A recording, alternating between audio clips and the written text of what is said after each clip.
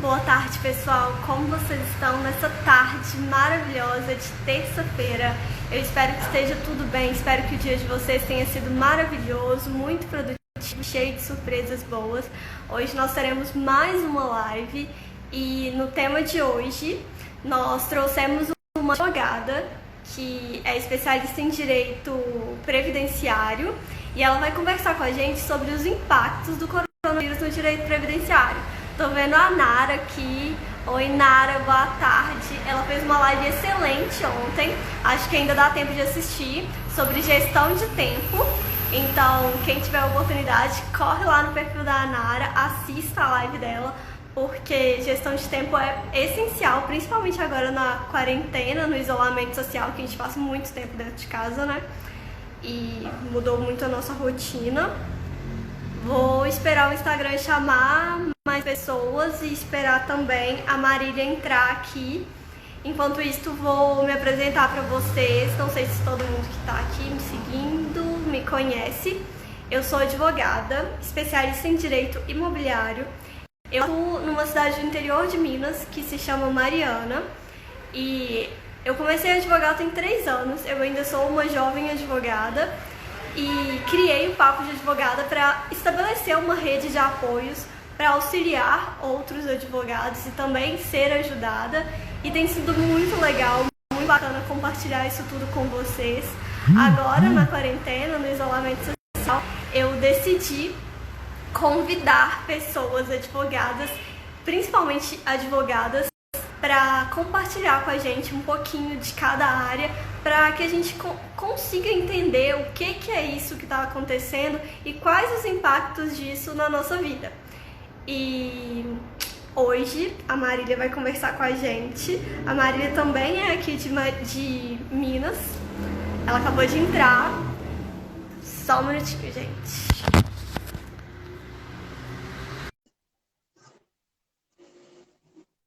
Estou aguardando a Marília entrar aqui.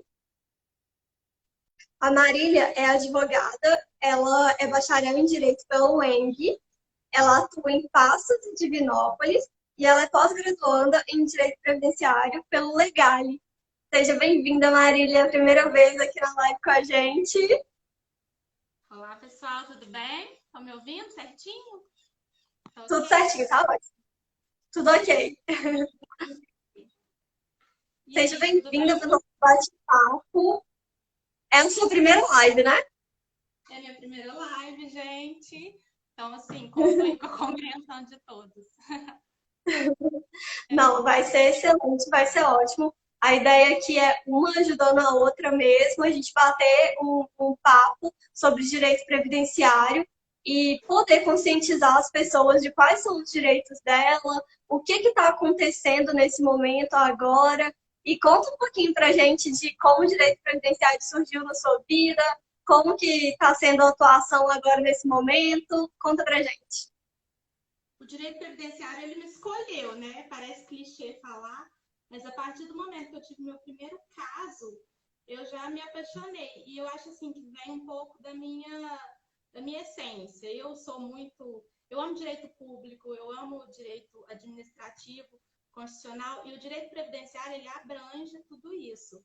E também sou apaixonada pelos direitos sociais. Então, assim, o meu trabalho oportuniza que eu veja isso na vida das pessoas. Então, aquela ideologia, aquilo que você admira, passa a virar realidade, né? Você consegue enxergar o resultado do seu trabalho na vida do outro. Isso proporciona, assim, é muito gratificante para a gente. Então, acho que É mesmo. o direito, né? A gente, como advogado, a gente tem esse papel de amenizar o sofrimento, de levar um pouco de conforto, garantindo os direitos para as pessoas. Então, isso para mim é essencial, assim. Eu acho que a máxima do direito como um todo é resolver problemas, né? Ajudar as pessoas com a resolução de problemas. E no direito previdenciário, mais do que nunca, a gente está garantindo às pessoas de forma bem direta, bem clara, esse direito, né? As pessoas que trabalham a vida inteira esperando um pouquinho de conforto, um pouquinho de sossego na aposentadoria. E é muito bacana e muito bonito esse trabalho mesmo. Só que a gente sabe que nos últimos tempos fomos atingidos por uma pandemia global que tem possibilitado o atendimento presencial, porque o contágio é muito alto e pelos gráficos, cada dia cresce mais o número de infectados, né? E os impactos desse isolamento social têm aparecido nas diversas áreas. Como que você acha que, como que você vê, na verdade, né, o impacto desse isolamento no direito previdenciário? Então, a primeira coisa, como você falou, né?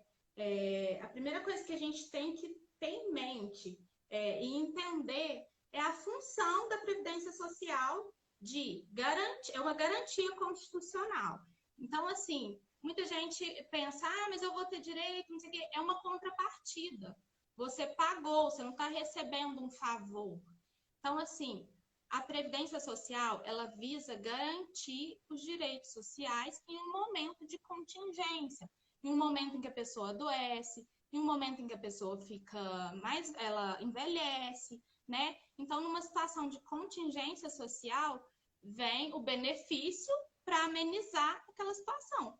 Então, assim, as medidas que estão sendo tomadas é para continuar garantindo esses benefícios em meio a essa pandemia, né? Essa situação que nós estamos vivendo. E aí foram tomadas diversas medidas do Estado, que o Estado tem, né, essa função de proteção social, e a prioridade aí é a integridade física de cada segurado, de cada cidadão, o isolamento social.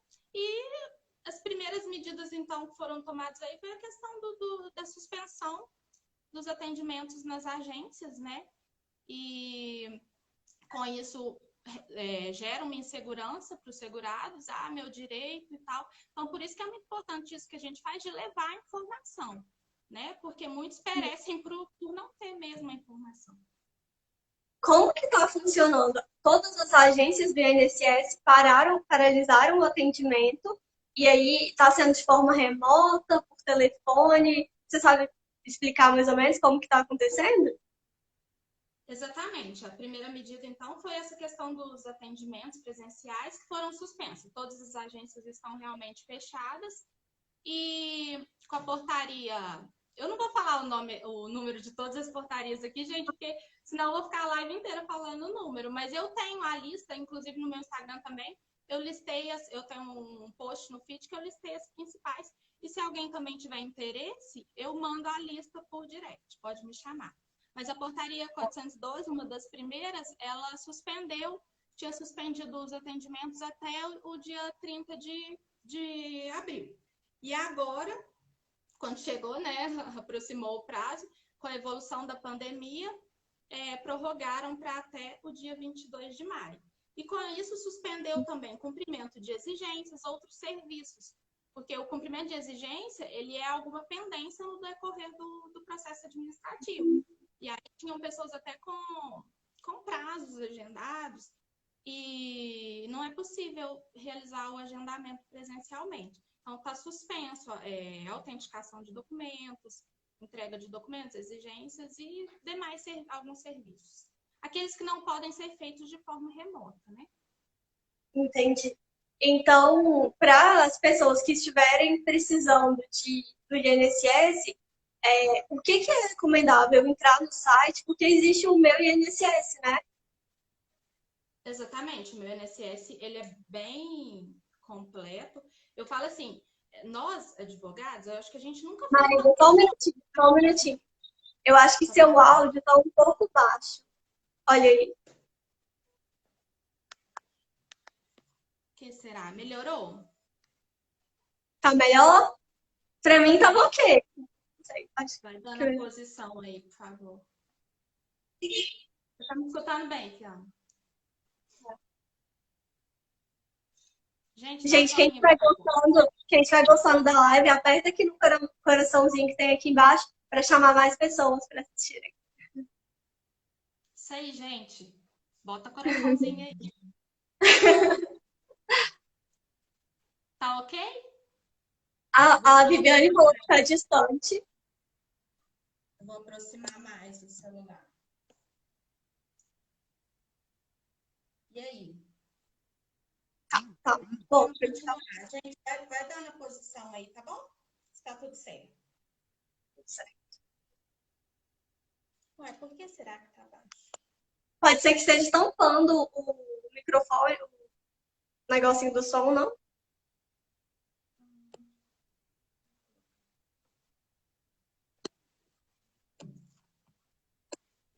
Melhorou? Melhorou.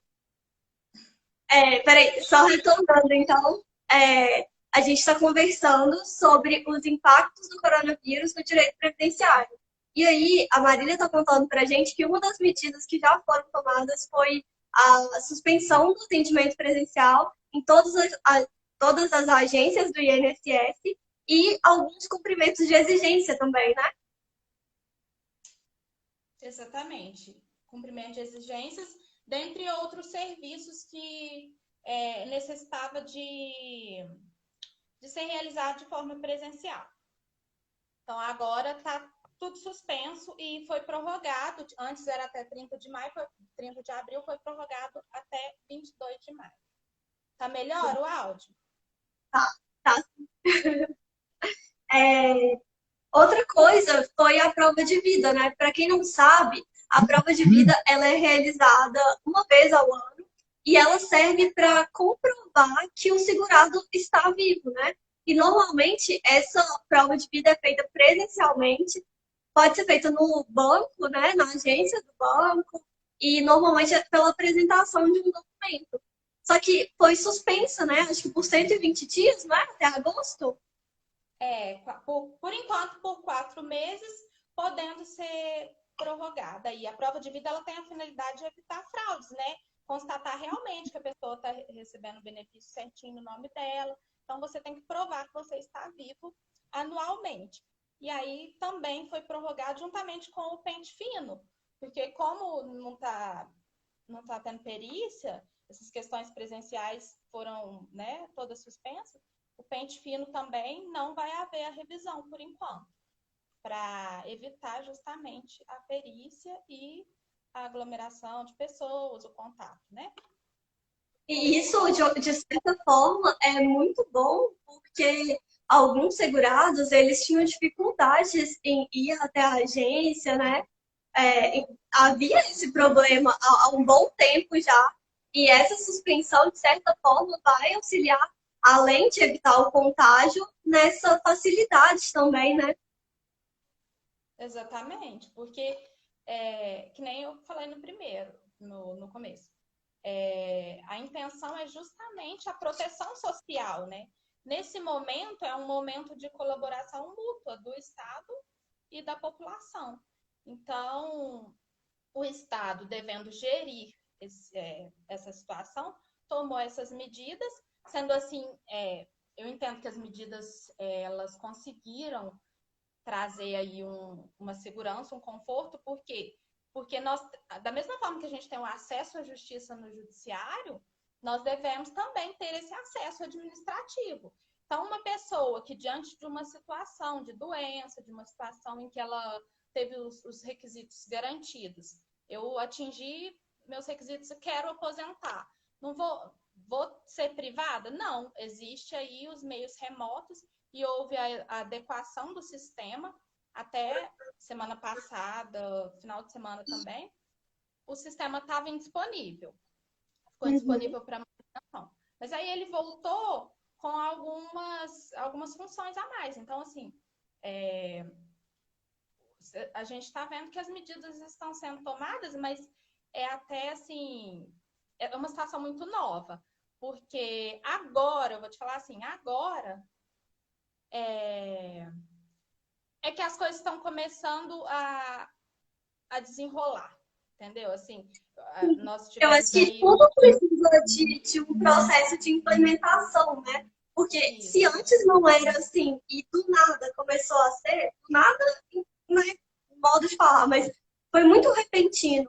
Começou a ser tudo digital. A gente também vai precisar de um tempo para aprender a mexer com isso, para os funcionários, para os servidores aprenderem a atender com essa nova forma, né? Porque a advocacia previdenciária, principalmente, estava engatinhando com a questão da reforma. Sim. Assim, a hora que a gente já estava começando a familiarizar com algumas situações novas, veio essa pandemia, que é uma situação extremamente nova. Então, assim, foram duas rasteiras, né? E a gente fica tentando garantir o direito, e é tudo muito novo, tanto o sistema quanto situações, hipóteses, cada caso é um caso. Então, assim, é bem complicado mesmo. E outra coisa também que a gente tem visto, né, as pessoas comentando, é que quem adquire o coronavírus vai poder receber o benefício, né? Isso já está em vigor? O auxílio doença, né? Antes. Exatamente. E aí tem algumas peculiaridades envolvendo isso. O STF reconheceu recentemente, inclusive como doença ocupacional, não era considerado com a MP 927, que foi editada alguns dias atrás, continha no artigo que não era considerado como doença ocupacional. E aí foi revogado esse artigo e passou a ser considerado pelo STF. Essa situação qual que é o reflexo, né? Porque é uma situação assim, trabalhista que vai refletir no auxílio-doença, porque aí não vai ser auxílio-doença previdenciário, vai ser auxílio-doença acidentário. Aí muda a forma de cálculo e também a nomenclatura, né? Os detalhes do...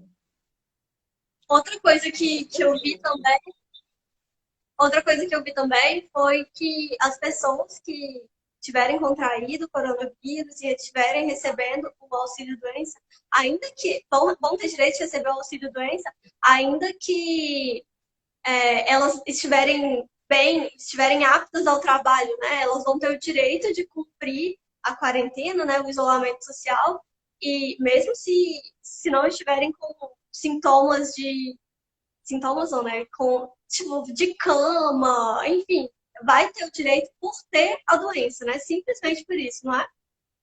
É o princípio da prevenção, né?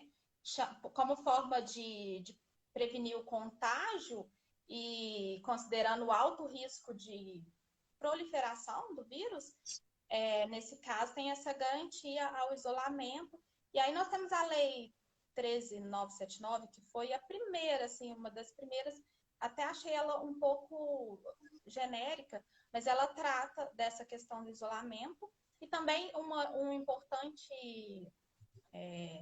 nesse sentido de os primeiros 15 dias, né, reflete aí na área trabalhista e previdenciária, quem paga é a empresa, é o INSS, nós temos aí decisão de que, o entendimento de que será o INSS vai arcar com os primeiros 15 dias, desde que fique comprovado que a pessoa contraiu o coronavírus, né, fique documentado, até o CID, acho que é 10, anotei aqui, 10B342.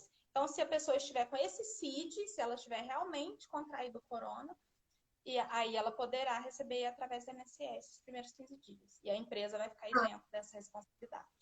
E isso é muito importante falar, porque o maior medo nesse momento é a pessoa sair para o trabalho e adquirir a doença, né? Eu vi até uma charge que eu compartilhei ontem aqui no Instagram, que era um cara falando assim: nossa, que medo de não trabalhar e ficar sem dinheiro. Nossa, que medo de ir trabalhar e pegar a doença. Então, tá todo mundo né, nessa É um dicotomia, assim, impacto, né? é, ou eu A trabalho questão e tenho dinheiro, ou não trabalho e não tenho dinheiro e posso pegar o vírus, ou não pego o vírus. acaba que poder se isolar é um privilégio, né? Assim, porque Sim. muitos têm que ir à luta mesmo. E essa questão do STF ter considerado como doença ocupacional vai trazer grandes discussões e teses aí judiciais. Por quê? Porque vai abranger todas as atividades essenciais, né? As pessoas, elas vai ter que relacionar o nexo causal de ter ido trabalhar e contraído a doença. Então, vai judicializar, eu acredito que vai judicializar bastante. Vai ser difícil até comprovar isso, né? É uma situação que vai trazer aí grandes teses e questionamentos, né? Muito incerto ainda. Por isso que eu estou falando, é uma situação muito nova, né? Então, as hipóteses, a gente nem é capaz de prever tudo. Por isso que são tantas medidas, portarias e MPs aí sendo todo dia publicadas. Outra coisa, outra mudança, até positiva mesmo que eu vi, foi em relação ao 13º salário, que eles resolveram adiantar a parcela, né? Eu acho que já foi paga em abril, não é? Era para ser paga em julho e foi paga em abril. A primeira parcela, eles resolveram antecipar, né? Foi paga agora a partir do dia 24 de abril. Aí eles fizeram um calendário de acordo com o número do NIT da pessoa. Então, começou no dia 24 de abril e vai até agora o comecinho de maio. Essa semana ainda está sendo paga. E a segunda é o final de maio e comecinho de junho. Então, assim, isso vai conseguir trazer aí, né, um alívio tanto para a economia quanto gera, né, injeta dinheiro e... Porque a gente sabe que tem muita gente que foi demitido, que está, né, passando por necessidades. Dentro de uma família, várias pessoas foram demitidas, várias pessoas foram desempregadas, e aí estão todos dependendo de apenas uma renda. E aí, essa parcela, esse dinheirinho extra saindo agora, faz uma diferença muito grande. Além, claro, de tantas outras formas de girar a economia, né? Porque a partir do momento que você tem dinheiro, você consegue ir ao mercado, enfim, você consegue até auxiliar o comércio local de alguma forma. Exatamente. É esse mesmo objetivo, né? Porque o pessoal está totalmente... Houve um impacto, né, na economia e nas relações de trabalho, muita gente sem emprego. Eu vi pessoas comentando aí que vários exames demissionais foram feitos, recorde, assim, nunca visto na história. Então, é uma situação bem complicada mesmo. Isso aí vai trazer um alívio, né, para a população. Muito. Principalmente a população mais vulnerável, né? Além do 13º também, a gente colocou aqui nos tópicos para a gente comentar sobre a necessidade da perícia médica, que é o que você começou a falar aí. Conta para a gente mais sobre o que mudou, como que vai ser agora. A perícia do auxílio-doença era feita presencial e agora vai ser feita pelos canais remotos. E aí, o que acontece? Basta juntar o atestado médico, só que não é qualquer atestado. O atestado ele deve conter alguns requisitos. E aí, a pessoa que está incapaz, que está doente, ela deve solicitar ao médico um atestado que contenha, eu até anotei aqui, ele deve conter a assinatura do profissional e o carimbo de identificação. E os requisitos, eles são cumulativos, tem que ter no atestado. Todos. O carimbo de identificação com registro de classe, conter as informações sobre a doença e o CID, conter o prazo estimado do repouso necessário e ele tem que estar legível sem rasuras. Se faltar qualquer um desses requisitos, provavelmente vai ser indeferido. Provavelmente não, vai ser, porque eu tive casos em que faltou o prazo do repouso, o médico colocou por prazo indeterminado e foi indeferido. Peraí, só um minutinho. Beijo. Tá bom. Desculpa, só vou devolvendo o livro para o estagiário aqui, gente. Tranquilo. Então, eu estava falando sobre os requisitos serem cumulativos. Porque o que acontece? Vai ser indeferido se faltar qualquer um deles. E pelo que eu percebi, o médico, o perito, né, ele está realmente confiando naquilo ali que está sendo colocado. Se tiver todos os requisitos preenchidos, vai ser deferido. Se não tiver todos, vai ser indeferido. Porque ele não está entrando no mérito da incapacidade. Isso é a antecipação, né? Estou falando aqui sobre a perícia médica de antecipação. A ausência de perícia presencial, substituída pela antecipação do auxílio-doença, onde basta anexar no meu INSS o atestado com o documento de identificação do segurado. Então, assim, na hora de anexar esse atestado, na hora de receber do seu cliente, tem que verificar se essas situações, se esses requisitos estão preenchidos. É muito e aí tem bacana. muita gente em dúvida se não for deferido, aí a pessoa perdeu, ela não vai ter o auxílio-doença nunca mais. Não é assim. Nesse caso, é a antecipação. Ela não se confunde com o auxílio-doença, onde posteriormente vai ser marcada uma perícia presencial e o médico ele vai verificar a situação de incapacidade.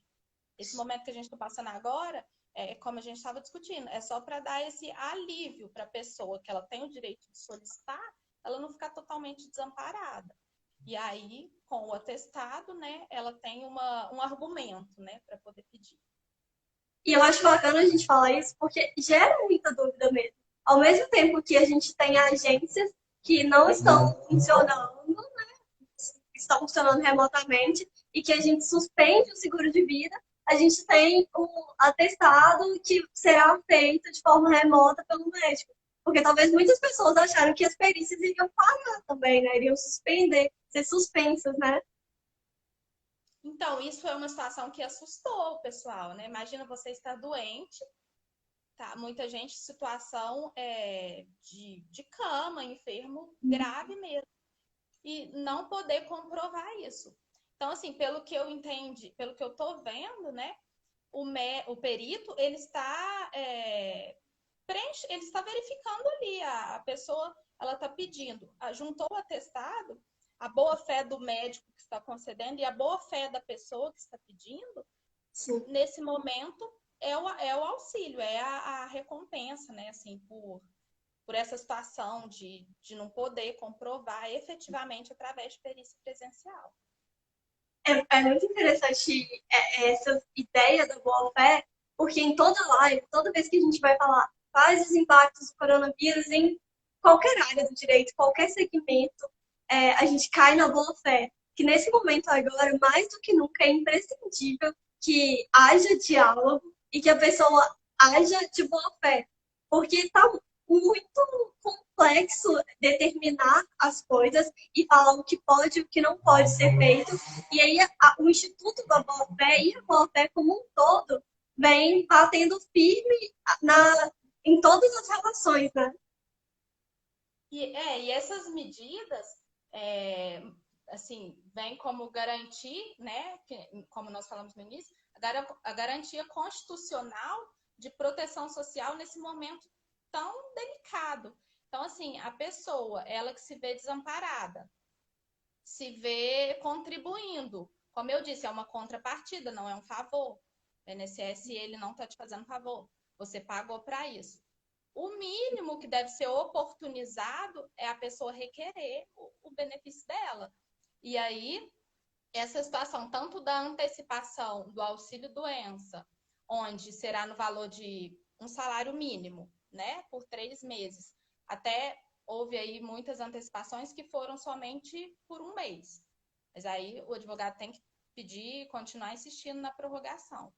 E a antecipação também do BPC, ela veio para auxiliar mesmo, para dar esse suporte e garantir a proteção social dos segurados. E a prorrogação do auxílio-doença, como que ficou tudo isso? Como que você enxerga tudo isso que está acontecendo? Como que fica para o advogado que está atuando? É uma situação interessante também da gente abordar, porque muitos segurados, eles estavam aguardando, eles tiveram alta, né, ou estão com previsão de alta, e precisavam passar pela perícia presencial para continuar demonstrando a sua incapacidade e continuar recebendo benefício. Então, as perícias foram suspensas e a prorrogação do benefício vai ser de forma automática. A pessoa vai continuar recebendo de forma automática o auxílio-doença. E o pagamento dos precatórios estão suspensos. Então, houve aí uma decisão, né? Precatório seria o pagamento de valores pagos pela União acima de 60 salários mínimos.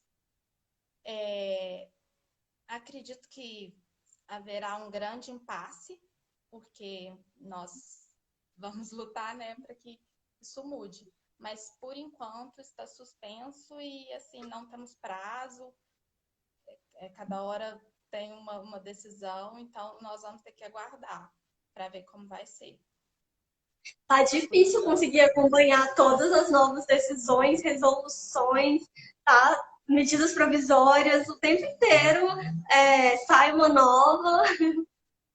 Por isso que eu falei, seria impossível aqui enumerar todas, senão a gente ficaria falando só número de portaria.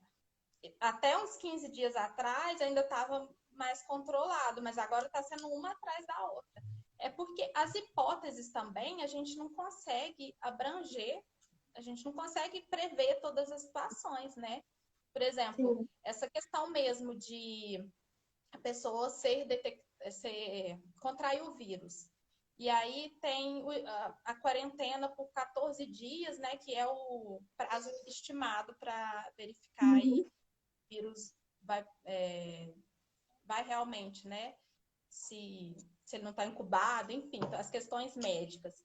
Então, já seria aí o prazo de afastamento. Então, assim, é complicado saber se a pessoa realmente tem, se já vai requerer o auxílio-doença, tem que esperar para ver se realmente ela está doente. Aí envolve questões também de saúde, de disponibilidade de leitos, de SUS, enfim, são muitas situações e com isso a gente fica num ambiente incerto de realmente ter que acompanhar tudo para poder adequar ao caso concreto, né?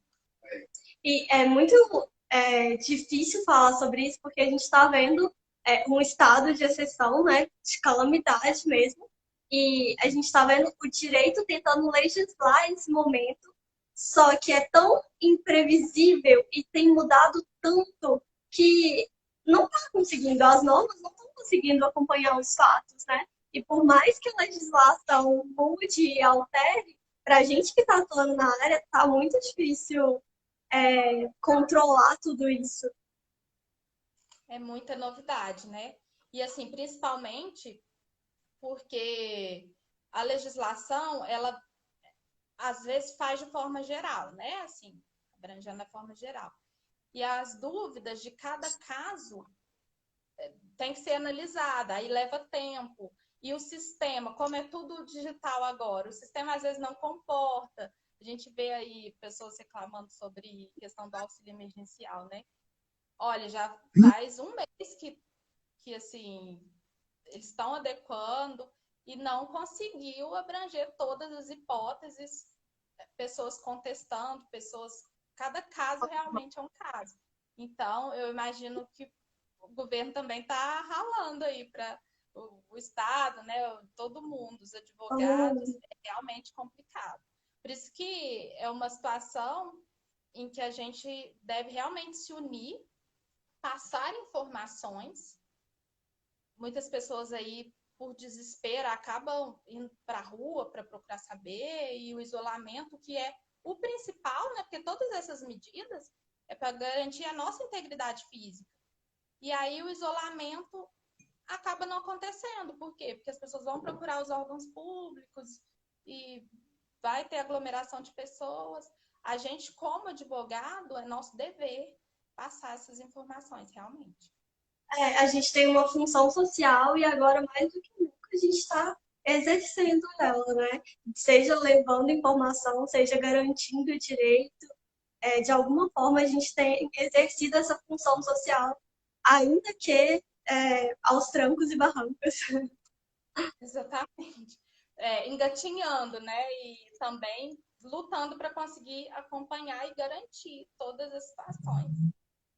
E Marília, Marília, você tem recebido alguma dúvida mais frequente?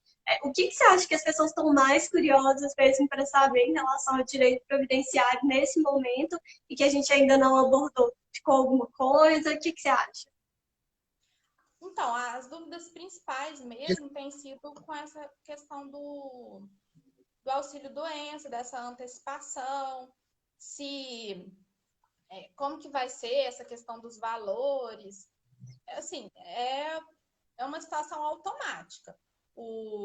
Tudo de forma digital pelo canal remoto do meu INSS, onde será anexado, como eu disse, o atestado, o médico vai verificar ali de forma mecânica até aqueles requisitos que são cumulativos e será deferido ou indeferido, onde a pessoa tem que contar com o auxílio aí de um advogado.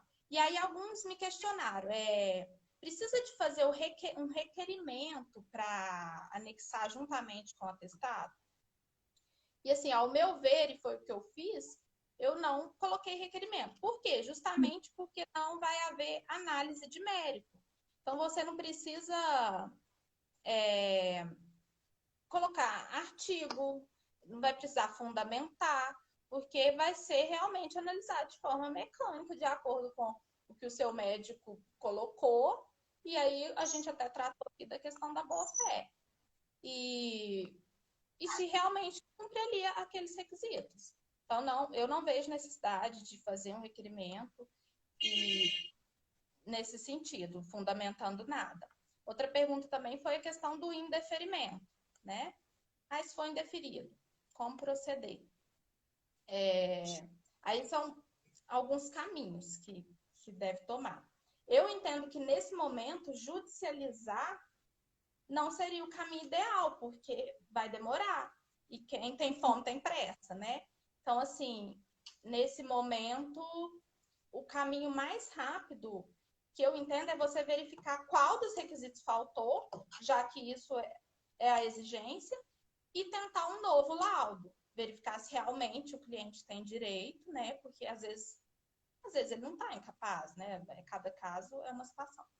Então, se for possível, requerer novamente, insistir no pedido com o preenchimento dos requisitos, com anexando o novo laudo. Eu acho que é o caminho ideal. E também, outra dúvida, assim, que me perguntaram. O atestado, ele tem que ser pelo SUS? Não. O atestado não tem que ser...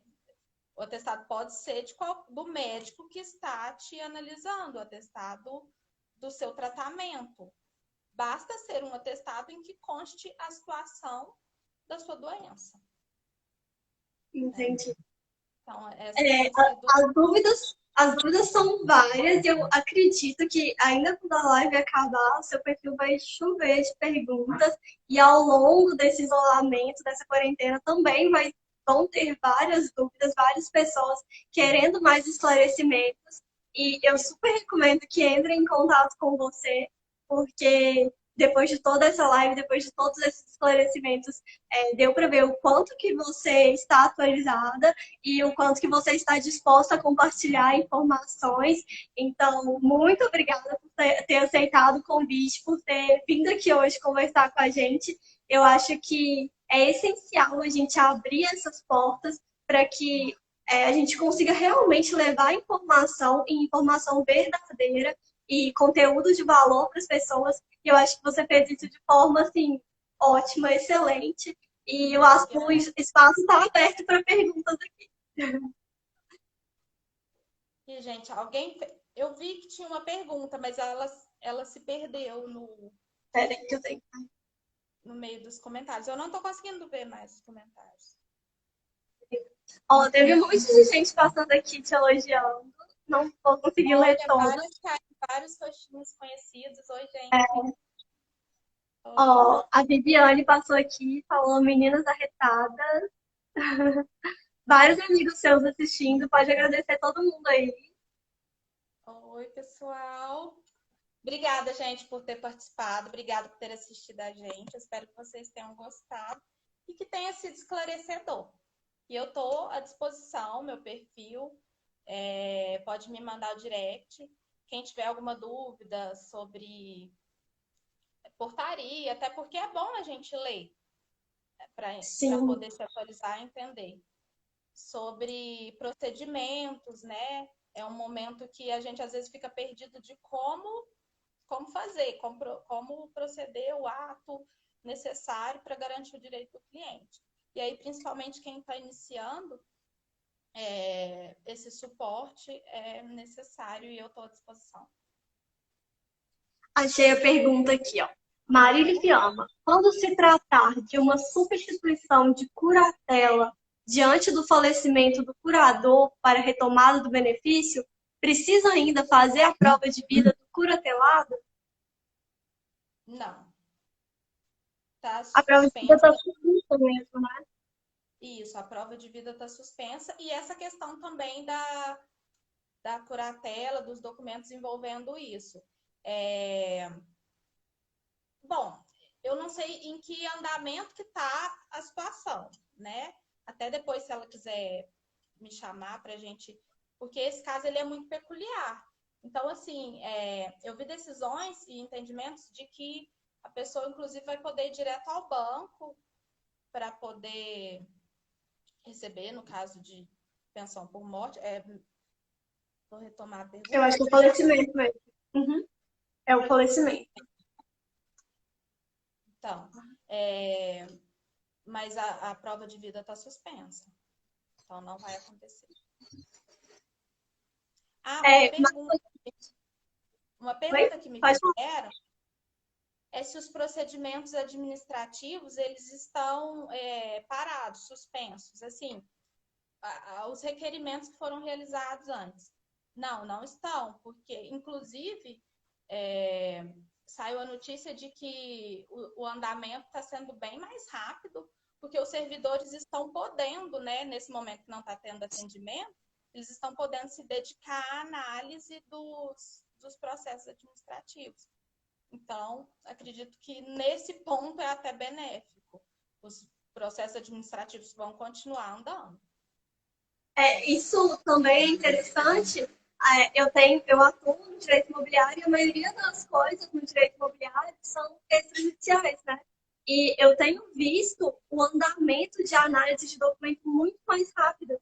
E em órgãos que a gente sabe que normalmente demora, por exemplo, prefeitura, sabe? E tá muito mais célere mesmo. Outro dia a gente fez um atendimento por telefone e eu fui atendida rápido, de maneira clara, precisa, analisaram tudo. E eu fiquei assim, meu Deus, como que pessoalmente... Primeiro, pessoalmente às vezes você nem é atendido, você pega uma senha, enfim, a coisa demora. E virtualmente, né, tão rápido, telepresencial, assim, um atendimento tão bom, tão rápido, tão fundamentado, para mim foi ótimo. Então, espero que essas mudanças positivas continuem até depois da pandemia. Né? Porque o atendimento presencial toma muito tempo dos servidores, né? E agora eles estão podendo se dedicar exclusivamente a resolver essas demandas aí, esses processos que estavam na fila já há muito tempo parados. Então, nesse ponto, eu acredito que nós teremos aí bons andamentos, espero, né? Eu também espero. Mas eu fui surpreendida positivamente, porque eu imaginei que quando as pessoas levassem trabalho para casa ou tivessem que trabalhar em casa, sem ninguém fiscalizando, isso fosse piorar, sabe? Mas graças a Deus o resultado foi totalmente diferenciado, foi positivo e a gente tem visto mudanças no direito como um todo, até mesmo as audiências telepresenciais agora. E eu espero que essas mudanças, que sejam positivas, continuem mesmo depois dos impactos da pandemia. Que muita coisa vai mudar, isso aí realmente está evidente, né? Principalmente essa possibilidade de questões remotas, digitais. Muitos previdenciaristas entendem que as perícias poderão passar a ser remotas, pelo menos assim, de forma geral, né? E aí algumas que realmente necessitam especificamente de ser presencial, de uma análise mais densa, né? Mas acredito que realmente muita coisa vai mudar. Essas leis continuarão trazendo reflexos para a nossa vida, né? E até como forma de prevenção. Sim, Porque... e eu acho que muita medida provisória vai deixar de ser provisória, né? Vai realmente incorporar no ordenamento jurídico. Isso já está sendo, assim, algumas medidas, por exemplo, a MP, a gente não tratou sobre isso, vou falar rapidinho. A MP do contrato verde e amarelo trabalhista, a MP 905, ela foi revogada agora, né? Então, assim, até o acidente de trajeto passou a ser considerado acidente de trabalho. Então, assim, coisas que já estavam se consolidando e agora nós tivemos aí um recuo, eu entendo como um avanço, né? E outra situação também envolvendo essa revogação foi o valor do auxílio acidente, que eles tinham mudado. Agora voltou a ser de 50% do salário de benefício. Então, assim, realmente muitas mudanças vão acontecer. E a gente tem que, mais do que nunca, ficar atualizado e é um eterno estudo. A gente precisa mesmo estar antenado aí. Exatamente. A informação não para e o estudo menos ainda, né? Todo dia coisa nova para a gente aprender, para a gente se atualizar. E, mais uma vez, quero chegar... As áreas do direito são muito interdisciplinares, né? Então, a gente tem que realmente dentro de tudo. Não, e mais do que só as áreas do direito. Eu acho que no direito hoje a gente precisa ser multidisciplinar. A gente precisa aprender muito mais do que só sobre direito, né?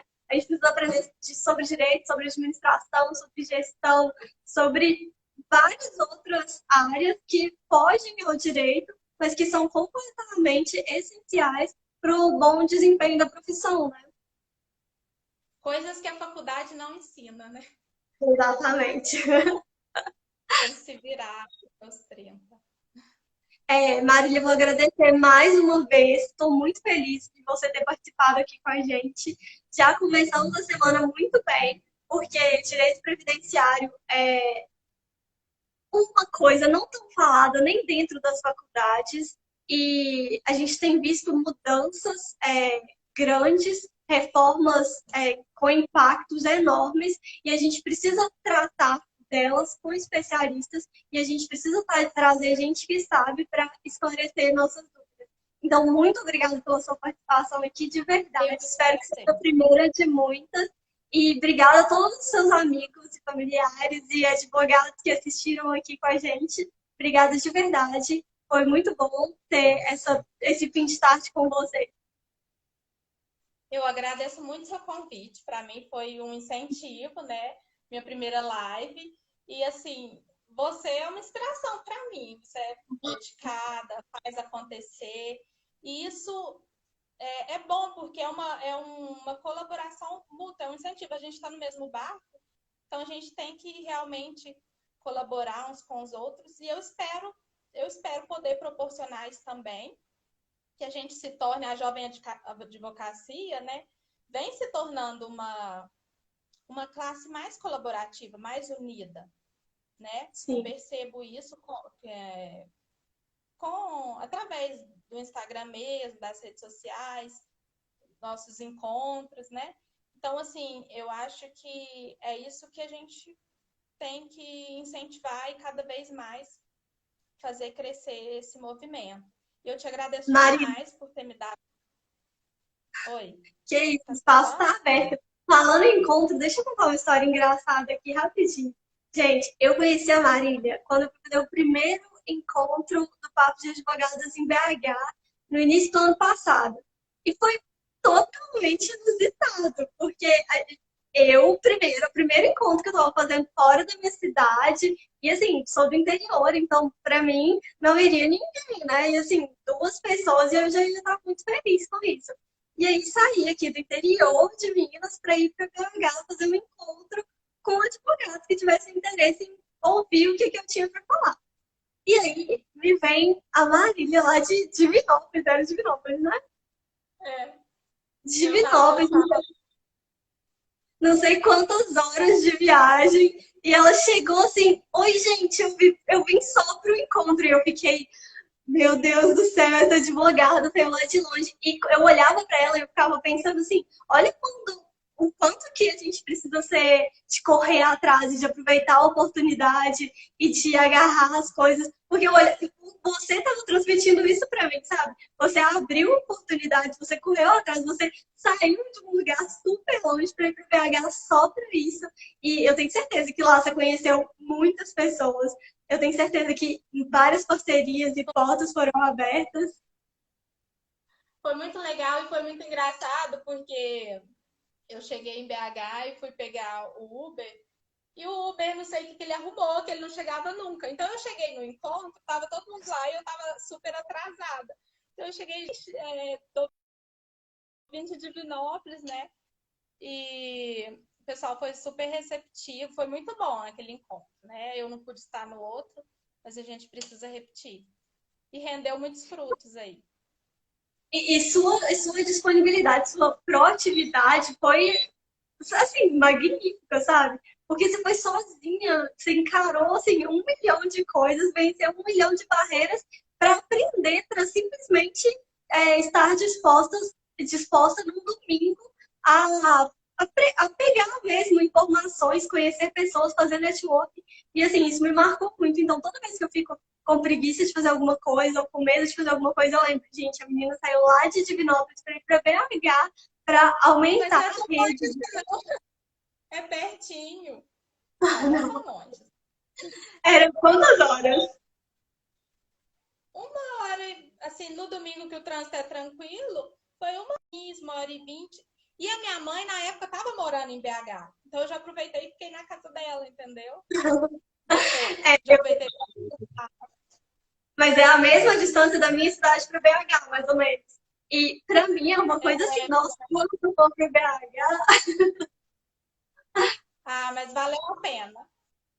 Valeu ai, a que bom. pena estar, E né? se hoje a gente está aqui conversando foi porque algum dia a gente teve esse contato, né? E esse algum dia foi no encontro. E, assim, uma marca minha, da minha personalidade, é essa questão de realmente colocar a cara no sol e correr atrás e fazer network, eu acho muito importante. A gente se relacionar. Muitas coisas acontecem porque a gente abriu a boca, simplesmente.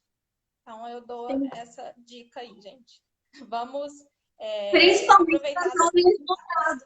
As pessoas fecham tantos espaços para a gente que é jovem advogado que a gente precisa sair quebrando parede mesmo, né? Abrindo espaço para a gente. Porque ninguém vai falar, olha, jovem advogado, vem cá, deixa eu te ajudar. É muito difícil isso. Então, a gente precisa ver jovens advogados que estão dispostos a se ajudarem e estar perto deles, né? Exatamente, incentivando. A gente também aqui costuma promover alguns encontros em Passos, porque assim, eu atuo em Passos e Divinópolis. Por quê? Porque eu sempre morei em Passos e meu marido foi transferido para Divinópolis a trabalho. Então, eu preferi, ao invés de limitar minha clientela, ampliar, né? Continuar mantendo meus Sim, clientes em Passos em Divinópolis. Você vê que questão de distância para mim não é impedimento. Eu fico lá e fico aqui, entendeu? isso é ótimo. Né? Então, assim, cuidei da minha graminha em paz e fui plantar em Divinópolis também. Então, Excelente. Então, um beijo, boa noite para você e obrigada pela participação. Obrigada a todo mundo que assistiu a gente também. A live vai ficar salva depois no YouTube. Aí, quem quiser assistir depois, só conferir lá no canal. Tá obrigada, bom? gente. Valeu.